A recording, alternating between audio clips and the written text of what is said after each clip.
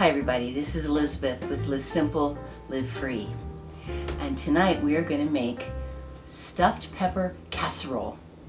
Now of course traditionally the way I've always made these was to buy some beautiful peppers and clean them all out and then put all the great stuff inside and bake them.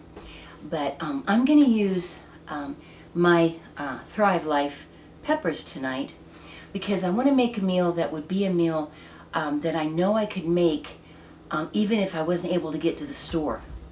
And with what's going on right now, I think a lot of people are having a little more challenge trying to just go get fresh stuff all the time. So I thought I'd make this with what I just have in my stores tonight. So it'll be kind of like a deconstructed stuffed pepper, but I'm just going to go ahead and take the same basic ingredients but make it into a casserole. All right. So the first thing that we're going to want to do is I am going to be using some cheese that I'm going to sprinkle on top. And so I'm using the Thrive Life cheddar cheese. It's freeze-dried. And I'm going to go ahead and put a cup into a bowl and then put 3 tablespoons of water on it, shake it up with a lid on the bowl, and just pop it in the fridge so that by the time I need it, it will have reabsorbed that moisture and it'll work just perfectly. So here's a cup of cheese. And this is going to be about 3 tablespoons of water. I've done this a lot, so I've got a pretty good idea. 1, 2, 3, just like that. It doesn't seem like enough water, but it will be. It'll turn out just fine. Just shake it up, and I will go over and put this in the refrigerator so it'll be ready for later.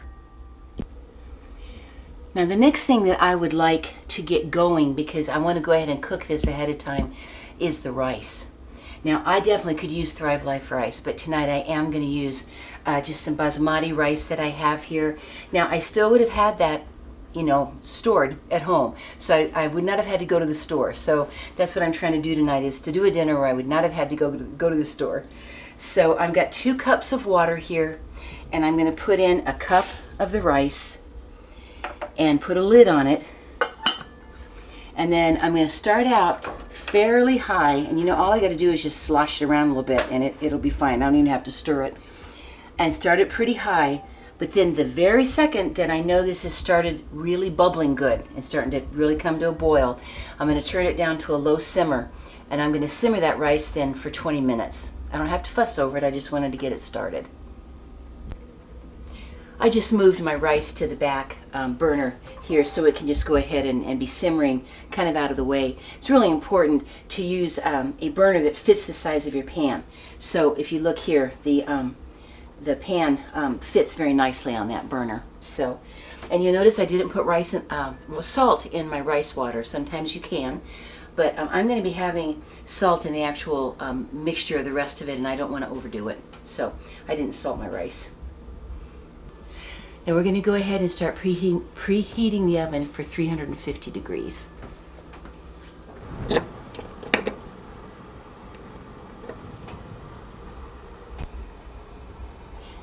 Okay, my rice is now starting to just really bubble good, so I'm going to put a pretty nice tight lid on it, and this is going to go down pretty low and just gently simmer for about 20 minutes. And I'm going to go ahead and I'll be setting a timer for that.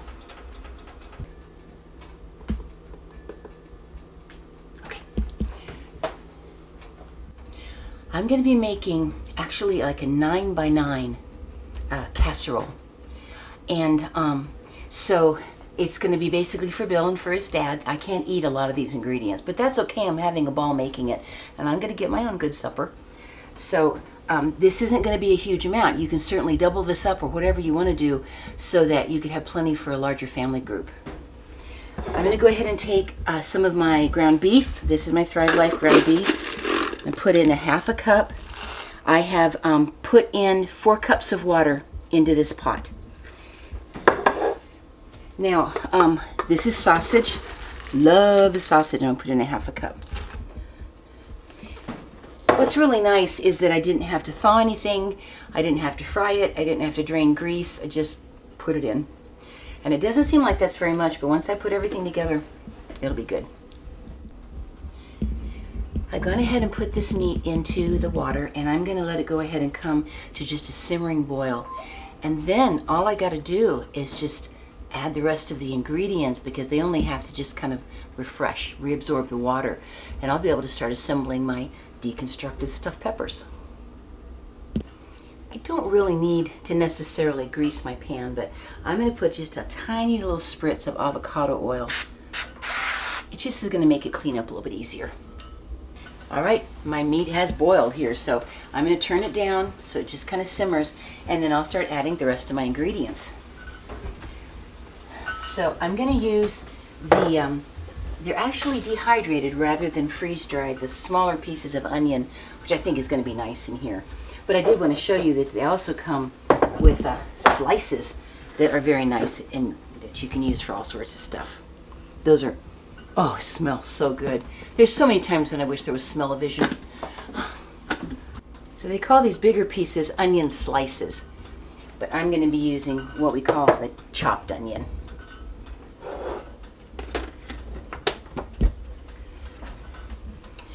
So this is a 1/4 cup of the chopped onion. See, it's very, very tiny little pieces. It mixes in so nicely. And talk about a heavenly smell. Oh, the mushrooms. I'm going to put in just a really good solid, like 1/2 cup of the mushrooms. Or maybe a little more.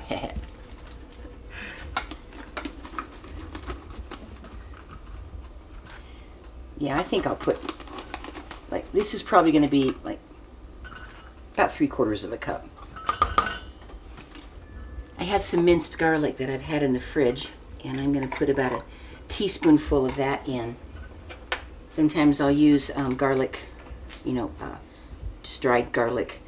I used to get this wonderful organic garlic where we used to live that you would grind it as you needed it. Haven't found that yet so far, but of course this is just lovely real minced garlic, so it's fine.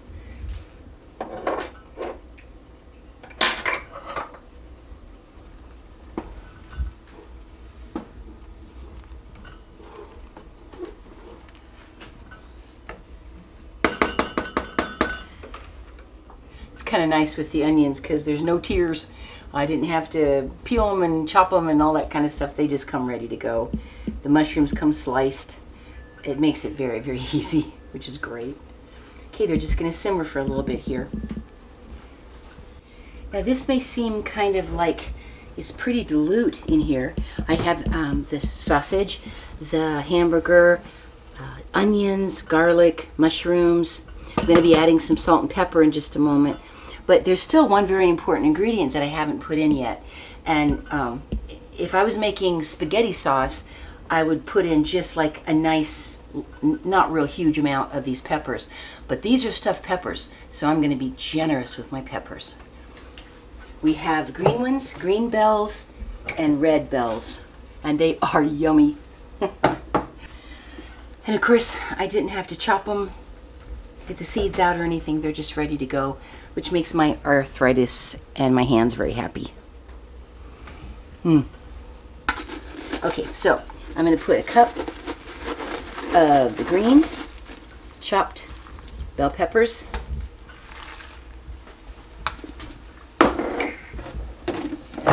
I want to mention that it's important, especially because the room's a little steamy now from all the boiling, that I get the lid back on immediately. We don't want moisture to get in there any more than absolutely necessary.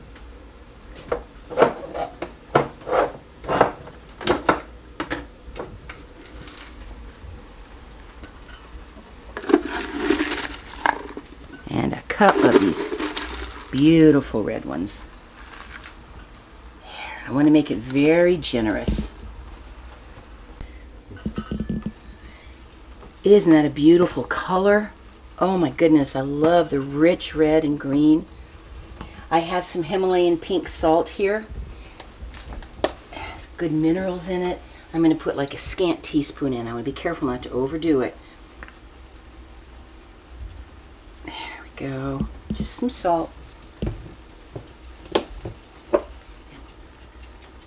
Just a good shaking of pepper. Now I'm going to check and see how much more time I have on my rice. 1 minute and 28 seconds. That's just about right. I'm going to go ahead now and start adding the sauce. Turn the heat down just a little bit. Because of this wonderful sauce mix that I'm going to be using, I'm not going to end up draining these vegetables. I'm not going to lose any of the nutrition from just draining them or anything like that. It's going to all be going into the food. This is wonderful. This is the classic tomato sauce. You can use it for anything that has a marinara flavor, and it'll tend to make my stuffed peppers a little bit Italian, but I really enjoy them Italian. I'm going to go ahead and put in two really heaping tablespoons. Now this isn't going to clump, and as I mix it in, it'll just sort of naturally thicken and give some nice tomato. Now you hear that pretty sound? That's my alarm on my timer. Isn't that pretty? Okay, which means that the rice has to go off. There we go. Now what I want to do at this point is, it's looking like I want to put a little bit more of the tomato base in there. And then I'm going to have Bill test it and see if it's just got a little bit of a nice tomato flavor. I don't want to make it too thick. I don't want to make this as rich as maybe I would a spaghetti sauce, but I do want it to have some nice tomato-ness to it. Okay, I'm going to scrape a little bit of that off. It'll mix in beautifully. It's not going to clump. It's amazing how it just doesn't clump. Took me a while to really be able to believe that. Now my cameraman is going to have to taste this a little bit, so here we go. Oh, perfect. Good. Yep. Good. Perfect. So now I'm going to just put it all together. I have my wonderful stuffing here, which has lots of peppers in it so that it's got a real bell pepper flavor, because these are, stuffed peppers after all. And then, oh, my rice is done to perfection. Excellent. Okay, first thing I'm going to do is just put my rice in here.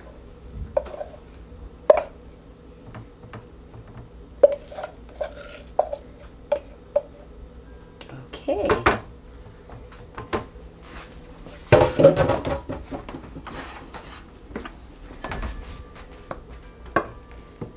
Pour in my sauce. I didn't have to do any prep work. It was kind of basically all done for me. All right, of course you want to blend this all together. This looks so much like my normal stuffing for bell peppers, except for this just full of bell peppers.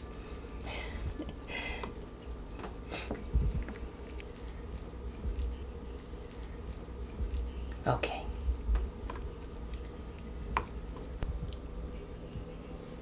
There we go.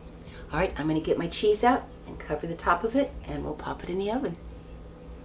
Now this cheese, even just in this period of time, now has a nice, lovely, basic, grated cheese consistency. I think this is going to make a nice dinner for Bill and his dad, and probably a nice leftover lunch for tomorrow.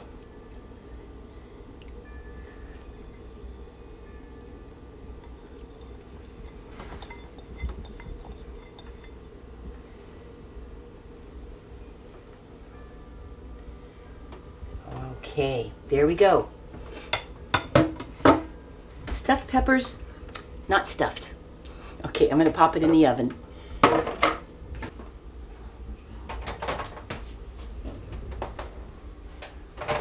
All right, into a 350-degree oven for about 20 minutes. And we'll try to make sure the cheese gets really melty and maybe a little bubbly. Good. My timer just went off, so let's get it out of the oven.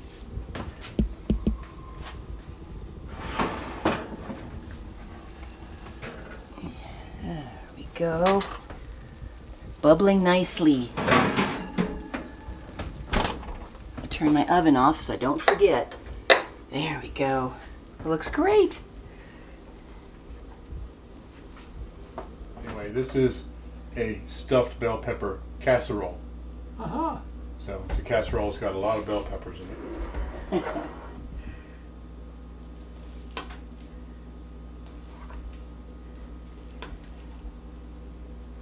I don't hear it.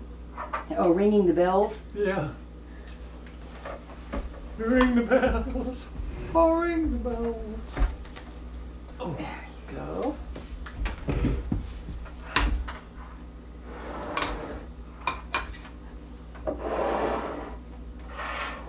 thank you. There you Wow. are. Okay. Looks great. Good. Looks healthy. Oh, it is. This is made with everything from Thrive Life except the rice. And a little bit of garlic. Everything else is from Thrive, including the cheese on top. Wow. And it's going to be hot, so you're going to have to let it cool. Would you like to pray, Dad? Okay. Father, we thank you for this food. Thank you for the health you've given to us, the prosperity, and I pray that you bless us and bless this country. In Jesus' name, amen. Amen. Thanks for the reminder, Dad. Mhm. It's hot. This is a keeper, dear one. Is it good? Yeah. Oh, good. All right. Very good. Well, I'm glad you're enjoying it.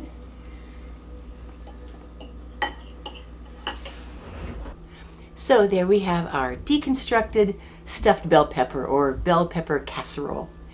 And don't worry, I'm still going to get a good dinner myself. I just can't eat this particular dinner. But it was still fun making it for my gentlemen in my family. And I think they're going to enjoy it. So, yeah, I think it's a nice recipe. And I would have been able to make that if I had not been able to go to the store, period. So I like that. That's nice to know. I will put the recipe in the description below. And I'm trying to make sure I try to get the amounts as good as I can. So, all right, be blessed. And enjoy. I love you. And live simple, live free. Okay, bye-bye. And the link for the Thrive Life, the link for the Thrive Life website is below. Okay.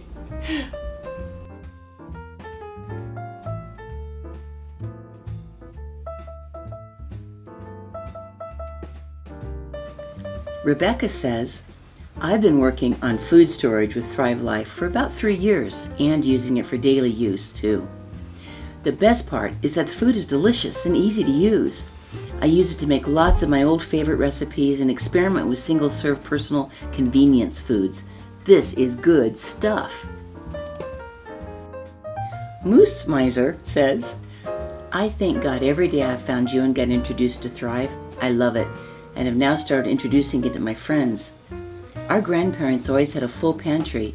Now we can with Thrive.